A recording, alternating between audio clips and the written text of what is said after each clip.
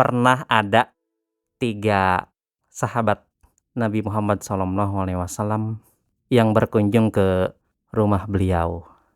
Namun pada saat itu Nabi Muhammad tidak ada di rumahnya, San. Namun yang ada itu istri beliau.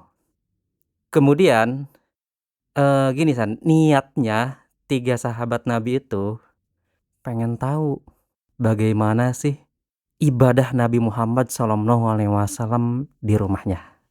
Nah, makanya 3 sahabat Nabi Muhammad SAW itu bertanyalah kepada istri beliau. Kemudian istri beliau itu menjelaskanlah begini dan begitu ibadah Nabi Muhammad SAW di rumahnya. Nah, mendengar jawaban istri beliau itu, ya, 3 sahabat Nabi Muhammad SAW itu kaget, San. Ternyata jawabannya ini ya nggak sesuai ekspektasi. Iya. Nggak sesuai ekspektasi, San. Sangkaan mereka itu ya sekelas Rasulullah ini tentunya pasti ibadahnya ini sangat-sangat tinggi lah ya, gitu. Ya intinya mereka ini ya kaget aja, ya. Kenapa? Karena tidak sesuai ekspektasi gitu mengenai jawaban istri beliau itu. Nah, dari jawaban istri beliau, ya mereka ini punya pikiran, San. Oh, ya namanya juga beliau Nabi Muhammad SAW, dia kan sudah dipastikan tidak ada dosa, dipastikan juga dosanya ini diampuni kalaupun ada, ya. Beliau ini kan maksum, beliau ini juga dipastikan masuk surga. Ya wajar kalau misalkan ibadahnya ini tidak sama dengan kita, ya. Ya udahlah, ini kata sahabat-sahabat Nabi itu ya. Kita berlomba-lomba deh ibadah kepada Allah Subhanahu wa taala. Yang satu bilang gini, San, "Oh, pokoknya saya mau sholat malam terus-menerus, nggak bakal tidur." Ya. Kemudian yang satu lagi bilang, "Saya akan berpuasa terus-terusan, nggak bakalan buka deh ya." Dan yang satu lagi bilang, "Saya tidak akan kawin seumur hidup."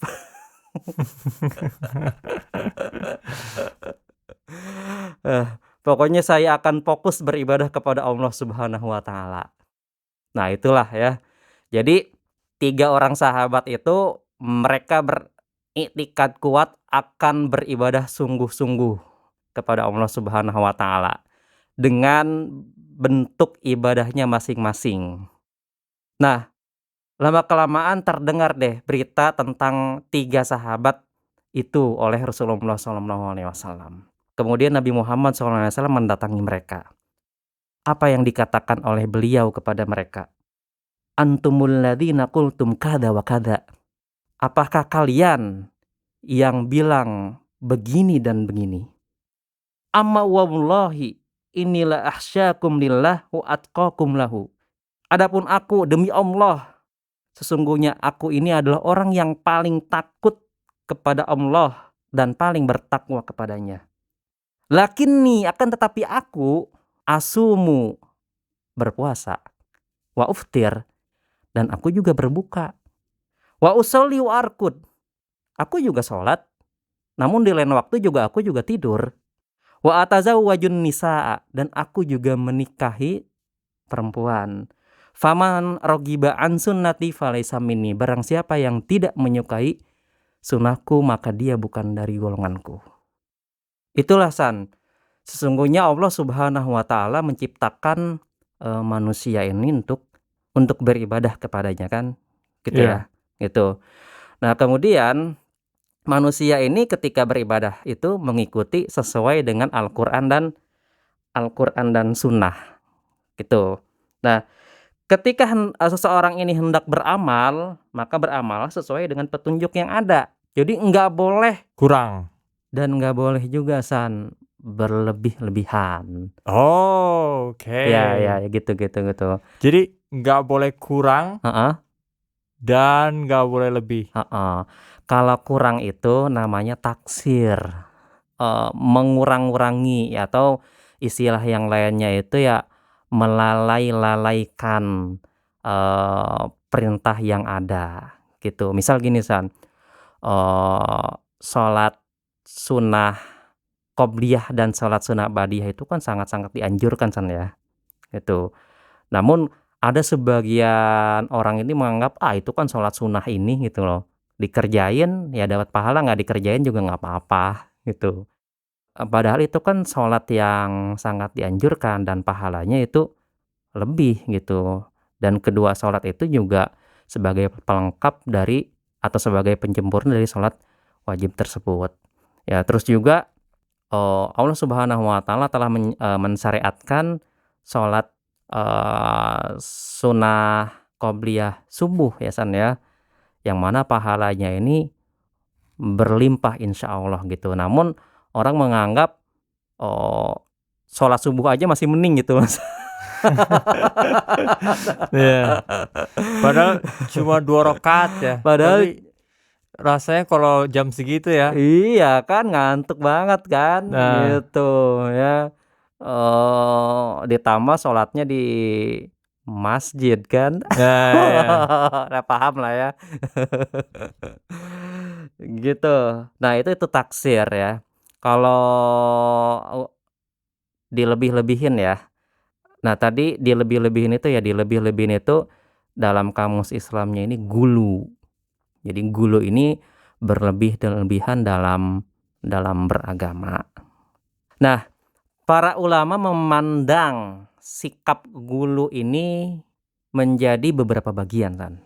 Ada gulu dalam hal keyakinan. Berlebihan dalam keyakinan. Iya, berlebihan dalam keyakinan. Gini San, contohnya ya, ketika ada seseorang ini menganggap orang lain, yang mana orang lain itu dianggap orang yang sangat-sangat soleh. Nah, kemudian karena seseorang itu menganggap orang lain ini sebagai orang soleh, ya, dia menganggap bahwa si orang soleh ini sangat-sangat maksum. Tahu maksum nggak? Enggak. Luput dari dosa, Oke. jauh dari dosa. Ya ya ya ya. Terus juga ditambah lagi dia, menganggap karena maksum ya, karena sangat-sangat soleh, si orang soleh itu dianggap mengetahui masa depan. Oh iya iya iya iya iya. Gitu kan. Nah, terus kalau misalkan ketemu si orang soleh tersebut, oh dia sampai-sampai salaman, cium tangan bolak-balik. Nah, itu kan pernah lihat kan kayak gitu? Iya iya. Heeh, gitu ya. Nah, itu termasuk gulu, San.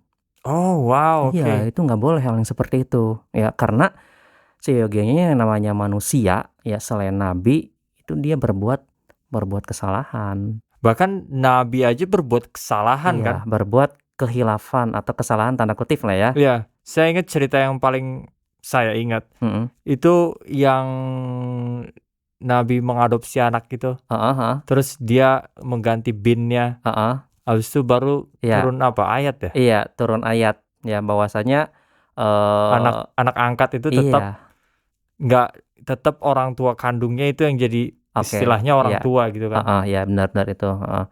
Ya kemudian juga Nabi Muhammad itu kan diingatkan oleh Allah Subhanahu wa taala ketika, ada salah satu sahabat Nabi Muhammad SAW ini, kalau nggak salah Ummi Maktum ya kalau nggak salah ya, atau siapa gitu, yang sahabat Nabi Muhammad SAW itu buta San, yang nggak bisa ngelihat. Kemudian kemudian si sahabat yang tidak bisa melihat itu meminta petunjuk kepada Nabi Muhammad SAW, namun Nabi Muhammad itu, eee, kayak Apa enggan? heeh, gitu, karena Nabi Muhammad sedang berbicara dengan orang lain, gitu. Nabi Muhammad SAW langsung setelah itu diingatkan oleh Allah Subhanahu wa taala.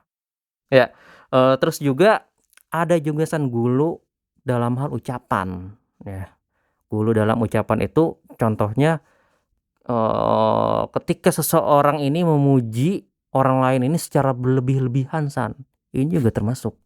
Oh, oke. Makanya pujian ini kan hanya untuk Allah Subhanahu wa taala secara berlebih. Nah, ketika kita memuji seseorang ya, yang kita sayangi, yang kita cintai, apapun itu alasannya deh ya, itu ya nggak boleh kita berlebih-lebihan.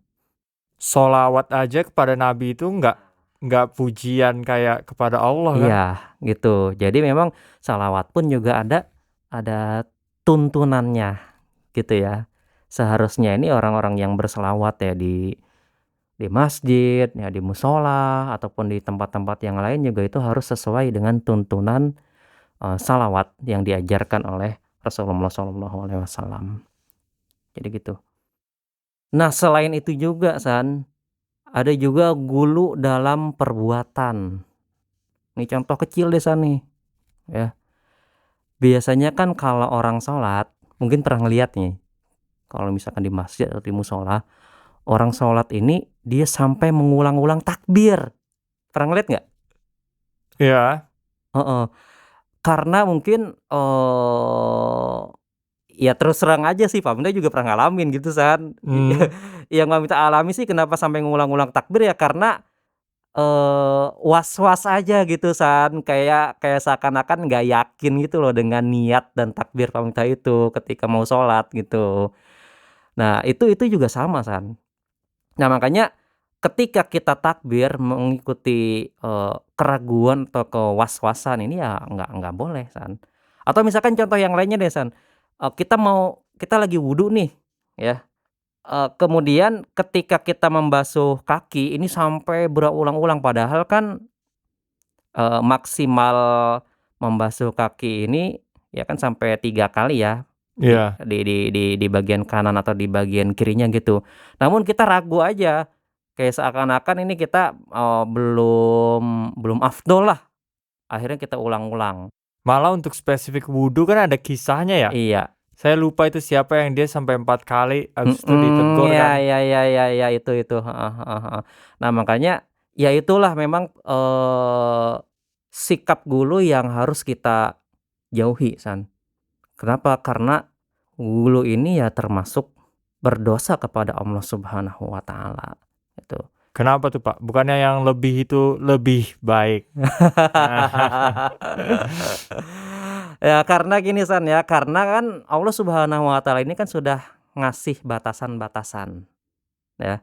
Karena Allah Subhanahu wa taala ini sudah ngasih batasan-batasan kepada hambanya melalui dalil-dalilnya, baik dari Al-Qur'an maupun sunnah nabinya Muhammad SAW. Jadi, nggak boleh dilebih-lebihin, nggak boleh dikurang-kurangin Makanya, orang yang terjerumus ke dalam perbuatan ghulu ini banyak sebabnya gitu. Yang pertama, bisa jadi dia karena wawasan ilmu agamanya ini kurang, ya. Terus juga, yang kedua bisa jadi dia ya taklid buta Taklid buta itu ya ikut-ikutan dia, ngikut-ngikut aja, ngikut-ngikut, tanpa mengetahui dalil yang ada. Terus juga bisa jadi dia bersikap ghulu ini ya karena mengikuti hawa nafsu belaka. Jadi, nafsulah yang diutamakan, gitu. Akal yang diutamakan. Padahal kan, nafsu atau akal ini ya ketika kita hendak gunakan ya harus sesuai dengan dalil yang ada, baik Al-Qur'an maupun sunnah. Ya solusinya sih ya supaya kita tidak terjerumus kepada perbuatan ghulu ini ya carilah ilmu seluas-luasnya. Oke, kalau seluas-luasnya berarti nggak ada batas dong.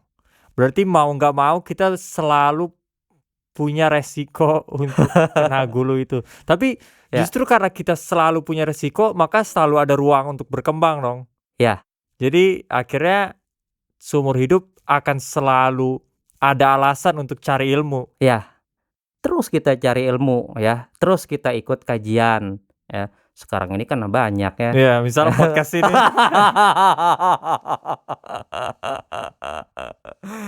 Gitu, cari guru yang memang ya sesuai dengan manhaj kita ya, sesuai dengan jalan hidup kita. Kadang gini nah ini ya, gulu juga ini bisa terjerumus kepada seseorang ini karena mengikuti seseorang yang dianggap ustad. Padahal si ustad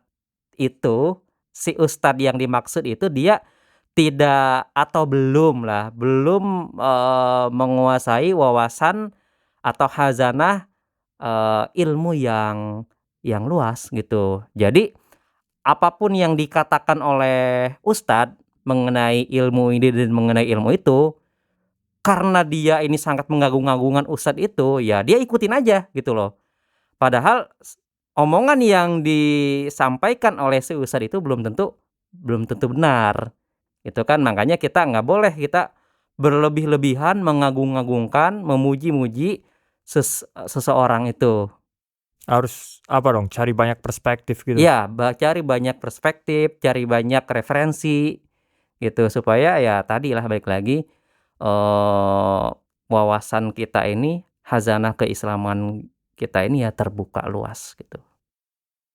Tapi jangan salah menilai gulu loh, San. Oke. Ya, orang sholat sunnah ya, qobliyah, ba'diyah, orang puasa Senin Kemis, orang memperbanyak ibadah di bulan Rajab kita anggap gulu. Gitu. Jadi, nggak boleh kita menilai seorang ini atau nggak boleh kita apa namanya, men-judge ya atau apa Iya, tuh ya, menuduh seorang ini, "Wah dia gulu tuh," ya. Padahal, semua yang dia lakuin ini ya sesuai dengan tuntunan yang ada baik dari Al-Qur'an maupun sunnah. Wallahu a'lam bishawab.